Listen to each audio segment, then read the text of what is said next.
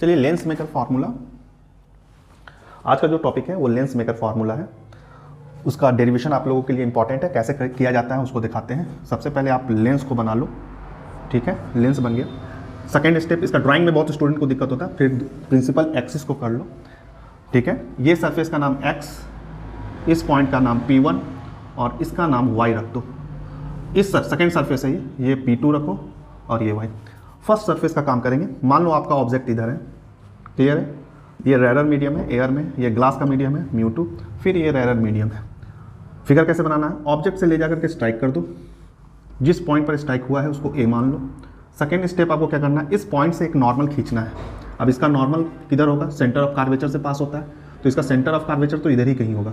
तो आप पहले से सेंटर ऑफ कार्वेचर मत बना देना, आप सिर्फ लाइन ड्रॉ करो, ठीक है। ये आपका क्या हो गया, नॉर्मल हो गया, और ये वाला आपका C1 हो गया, क्लियर है।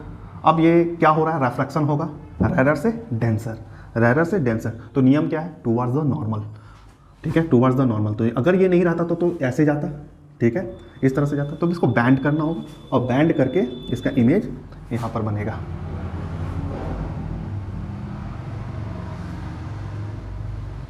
चलिए इसको बैंड करते हैं टूवर्ड्स द नॉर्मल।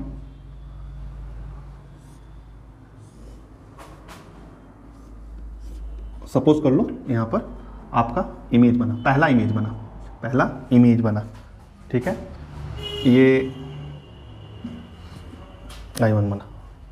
यहाँ पर ऑप्टिकल सेंटर ले लीजिए। ऑप्टिकल सेंटर का ज़रूरत है यहाँ पर क्योंकि आपके पास दो पोल है P1 और P2, और हम लोग साइन कन्वेंशन के हिसाब से जानते हैं कि all distance are measure from pole. तो आप P1 को मानोगे कि P2 को मानोगे, तो इस कन्फ्यूजन को दूर करता है कि आप सारे डिस्टेंस को ऑप्टिकल सेंटर से मानोगे।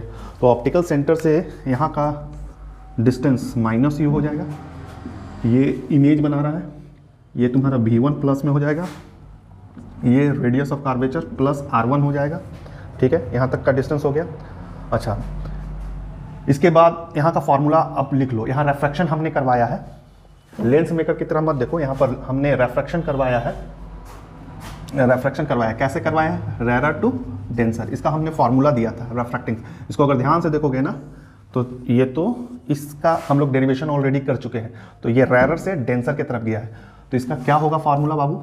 इसका फॉर्मूला दिए थे u1 μ1 minus u second μ2 v1 equal to 1/r1 equal to μ2 minus μ1, ठीक, काम खत्म। इसे इक्वेशन 1 मानोगे, ये आपका रेफ्रैक्शन हो गया। सेकेंड स्टेप क्या करना है, इसको B पॉइंट लिखना है, यहाँ से नॉर्मल बनाना है आपको, इस पॉइंट से नॉर्मल बनाना है, N2 पहला NO यहाँ है। तो ये इंसिडेंट रे अब इस डेंसर से रेरर जा रहा है, तो नॉर्मल से अबे भागेगा, नॉर्मल से अबे भागेगा। अब ये डेंसर से रेरर की तरफ जा रहा है तो अबे भागेगा, ये आपका नॉर्मल है, ये ऐसे जा रहा है तो इससे अबे भागेगा और कहीं फाइनल इमेज ये बना लेगा, फाइनल इमेज ये बना लेगा, ठीक है। अगर यहाँ से लेकर के यहाँ तक का डिस्टेंस की बात करोगे तो फाइनल इमेज को हम भी मान रहे हैं। यहाँ पर स्टूडेंट को एक कन्फ्यूज़न होता है, स्टूडेंट को एक यहाँ कन्फ्यूज़न रहता है इस डेरिवेशन में। एक तो डायग्राम है, डायग्राम आपको बता दिए किस तरह से करना है। दूसरा कन्फ्यूज़न क्या रहता है इसमें कि स्टूडेंट इस सरफेस के लिए, पहला सरफेस के लिए ऑब्जेक्ट और इमेज देखने में उसको दिक्कत नहीं होता कि कौन ऑब्जेक्ट है कौन इमेज है, उसमें उसको दिक्कत नहीं होता क्योंकि ये ऑब्जेक्ट आपको नज़र आ रहा है, उसका इमेज यहाँ पर बनता हुआ नज़र आ रहा है इस सरफेस के लिए। लेकिन सेकेंड सरफेस के लिए स्टूडेंट ऑब्जेक्ट बोलना, ऑब्जेक्ट में कन्फ्यूज़न होता है। बहुत स्टूडेंट सोचता है ये गलत है। इस सरफेस का ऑब्जेक्ट है आपका, जो इसके द्वारा बनाया गया इमेज था, इस सरफेस के द्वारा बनाया गया जो इमेज था वो इस सरफेस का ऑब्जेक्ट होगा। थोड़ा स्लो करके समझ लीजिएगा। इस सरफेस का, पहला सरफेस का जो फाइनल इमेज है, पहला सरफेस का जो इमेज है वो दूसरा सरफेस के लिए ऑब्जेक्ट की तरह काम करेगा। तो इस सरफेस का ऑब्जेक्ट कहाँ है, I1 पर याद रखोगे। उसका इमेज कहाँ पर बन रहा है, ये, इसकी दूरी क्या है, V प्लस में। चलिए इस पॉइंट को अगर आप याद कर लेते हैं तो ये डेरिवेशन खत्म ही है। अब देखो शीशा से, ग्लास से डेंसर मीडियम से रेरर मीडियम तरफ गया है, डेंसर से रेरर। तो एग्जाम हॉल में बहुत इजी कर सकते हो कि यहाँ पर μ1 को μ2 बना देना, ज़्यादा दिमाग ही नहीं लगाना इसका। इसी को देखते हुए μ1 जहाँ जहाँ है μ2 कर दो, तो यहाँ पर μ2 हो गया। और यहाँ पर क्या होगा, ऑब्जेक्ट, ऑब्जेक्ट। तो इसका ऑब्जेक्ट क्या है, इस शीशा का बात कर रहे हैं, इस शीशा का नाम लिख दे रहे हैं x P1y, और ये वाला शीशा है x P2y का बात कर रहे हैं। इस सरफेस के लिए ऑब्जेक्ट कौन है, तो हमने ये बताया V1, यहाँ पर माइनस हो जाएगा। दूसरा μ1, इसका इमेज कौन सा है, तो V है, 1/r2 होगा। 1/r2, R2 कहाँ है, देखिए यहाँ पर C2 लिखोगे और यहाँ से लेकर के यहाँ तक का दूरी को हम R2 कहेंगे, एरो इधर, ठीक है। और यहाँ पर हो गया μ1 माइनस μ2। एक बात यहाँ पर बोलना चाहेंगे, इसको देखते समय जब पहला वाला जो वैल्यू लिखा हुआ है इसको एग्जाम हॉल में लगाओगे कैसे, इसमें सिर्फ μ1 और जहाँ जहाँ μ1 है वहाँ μ2 करना, साइन को छेड़छाड़ करने का गलती मत करना। जैसे यहाँ पर माइनस है, सिर्फ डाटा बैठा देना, जैसे ऑब्जेक्ट कौन, इस शीशा के लिए ऑब्जेक्ट कौन बिहेव कर रहा है, तो ये u हटेगा, माइनस से छेड़छाड़ नहीं करोगे, यहाँ पर v1 बैठेगा। जैसे यहाँ पर इमेज है, यहाँ प्लस माइनस का कोई तुम कहानी नहीं करोगे, तो इसके जैसा कौन एक्ट कर रहा है, फाइनल इमेज। इस शीशा के लिए इमेज कौन है, ये है। अब जैसे अब यहाँ पर ये दिमाग नहीं लगाओगे कि यहाँ पर R2 सर लेफ्ट जा रहा है तो माइनस लेंगे, ये काम मत करना है यहाँ पर। अब R1 के जगह पर कौन है, डाटा कौन सा बैठेगा, R2 बैठेगा, इस सरफेस के लिए R2, यहाँ माइनस प्लस नहीं लेना, नहीं तो आपका गलत हो जाएगा, ठीक है। इस पॉइंट को याद रखोगे। अब दूसरा स्टेप आपको क्या करना है, ये दोनों को ऐड करना है। क्या करना है आपको, ऐड करना है, ठीक है। इतना दूर में समझ जाइएगा। तो ऐड जब करोगे ना तो देखो यहाँ साफ ये और ये कट रहा है आपका, तो यहाँ पर क्या हो गया, u1 माइनस u, फिर प्लस u1 भी, और यहाँ पर 1/r1 μ2 minus μ1 plus 1/r2 μ1 minus μ2। बाबू हम यहाँ पर कुछ काम कर रहे हैं, यहीं पर बता रहे हैं। जैसे यहाँ पर माइनस कॉमन लेना चाहते हैं, माइनस जब भी कॉमन लोगे ना तो जो माइनस में वो प्लस बन जाता है, जो प्लस में है माइनस, इसमें माइनस कॉमन लेना चाहते हैं, ठीक है। तो माइनस कॉमन लेंगे तो यहाँ पर क्या आ जाएगा, माइनस आ जाएगा, ये माइनस हो जाएगा, ये प्लस हो जाएगा। तो प्लस वाले को अगर हम पहले लिख दे तो कोई दिक्कत नहीं ना है। जैसे μ2 को पहले लिख रहे हैं, माइनस μ1 को उधर कर दे रहे हैं, μ2 माइनस μ1। ऐसा करने से फायदा क्या, अब देखो ये दोनों कॉमन निकल रहा है, ये वाला पार्ट कॉमन निकल जा रहा है, तो यहाँ पर μ1 कॉमन निकल गया, 1/-u प्लस 1/v। इसमें भी काम करो, अच्छा छोड़ो आप लिख दिए, तो यहाँ पर μ2 माइनस μ1 1/r1 माइनस 1/r2, ये μ1 को डिवाइड कर दो, 1/v minus 1/u, μ2 divided by μ1 minus μ1/μ1, और यहाँ 1/r1 minus 1/r2। Lens formula के हिसाब से 1/f equal to 1/v minus 1/u होता है। तो इसको हटा करके आप क्या कर सकते हो, 1/f कर सकते हो, ये आपका कट जाएगा 1, तो यहाँ μ2 divided by μ1 minus 1 equal to 1/r1 minus 1/r2 है। डेरिवेशन खत्म।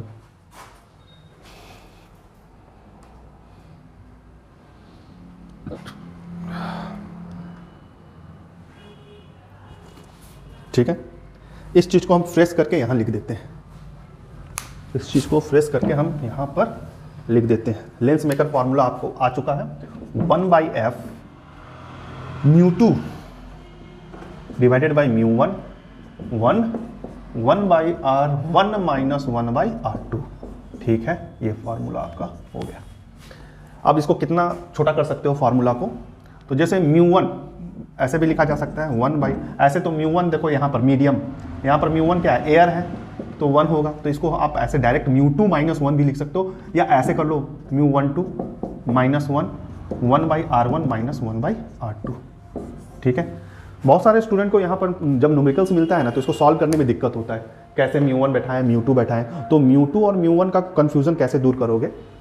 μ2 हमेशा लेंस का रेफ्रेक्टिव इंडेक्स है, जैसे ये जो ग्लास का बना हुआ है उसका रेफ्रेक्टिव इंडेक्स है, और लेंस कहाँ रखा हुआ है, जैसे अभी तो हवा में रखा हुआ है, तो वो मीडियम क्या है, μ1 है। ऐसे यही लेंस को पानी में भी रखा जा सकता है, तो यहाँ पर वाटर हो जाता है, μ2 हो जाता है। तो जिस मीडियम में, जैसे ये लेंस है, जिस मीडियम में अगर रखा गया है वो मीडियम, जिस मीडियम में ये शीशा ग्लास लेंस है तो वो कहलाता है μ1, उसको नीचे लिखिएगा, और जो ग्लास का रेफ्रेक्टिव इंडेक्स है उसको ऊपर लिखिएगा, ठीक है। जनरली आपको एयर में दिया जाता है, इसलिए ये पार्ट तो 1 ही हो जाता है, लेकिन ऐसा जरूरी नहीं, इसको पानी में भी दे सकता है। अगर पानी में देगा ना तो यहाँ पर ये फॉर्मूला याद रखिएगा, यहाँ पर वाटर का बैठाइएगा और यहाँ पर लेंस का जो रेफ्रेक्टिव इंडेक्स दिया है उसको बैठाइएगा। दूसरा आपको दिक्कत क्या होगा इसमें, R1 और R2, आप जैसे लेंस मेकर फॉर्मूला को कैसे लगाते हैं उसको याद रखिएगा।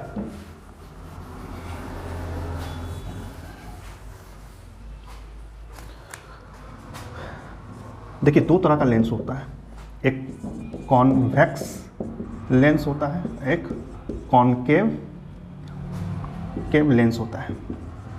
दोनों में अंतर क्या है, फॉर्मूला दोनों के लिए चेंज नहीं होगा, फॉर्मूला यही रहेगा। थोड़ा बहुत जैसे इस जब कॉन्वेक्स लेंस दिया हुआ है ना तो आपका फोकल लेंथ हमेशा पॉजिटिव होगा, और कॉन्केव लेंस दिया हुआ है तो फोकल लेंथ आपका निगेटिव होगा। अगर आप कॉन्वेक्स लेंस यूज़ कर रहे हैं तो R1 आपका पॉजिटिव होगा और R2 आपका निगेटिव होगा। कॉन्केव लेंस यूज़ अगर आप कर रहे हैं तो आपका उल्टा, R1 आपका निगेटिव होगा और R2 आपका पॉजिटिव होगा। इस साइन कन्वेंशन को याद रखिएगा, ठीक है। μ1 और μ2 कैसे लगाना है, ये मीडियम का होगा। जैसे रेफ्रैक्टिव इंडेक्स में 1/f = μ2, ये ग्लास लेंस का रेफ्रैक्टिव इंडेक्स होगा, और μ1 जिसमें लेंस मीडियम में रखा हुआ है उसको लेना है, ठीक है। -1 और 1/r1 - 1/r2।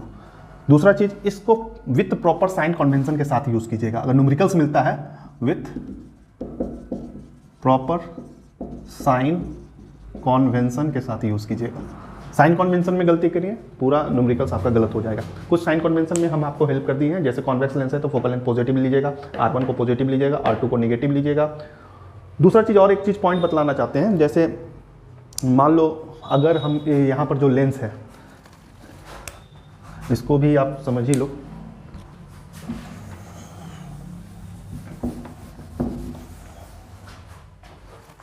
जैसे ये लेंस है आपका एयर में है, ठीक है।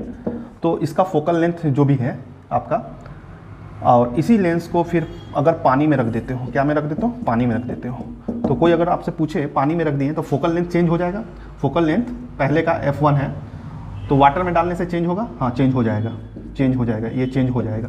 लेकिन R1 और R1 and R2 never change, कोई भी मीडियम से इफेक्ट नहीं होता है, नेवर चेंज। R1 और R2 आपका चेंज नहीं होगा, इस बात को याद रखिएगा। जैसे लेंस आप लेते हैं, लेंस को अगर पानी में डाल देते हैं तो उसका फोकल लेंथ चेंज हो जाएगा, फोकल लेंथ फिर से निकालना पड़ेगा, मीडियम की वजह से चेंज हो जाएगा। लेकिन यहाँ पर जो वैल्यू है R1 और R2 वो चेंज नहीं होगा।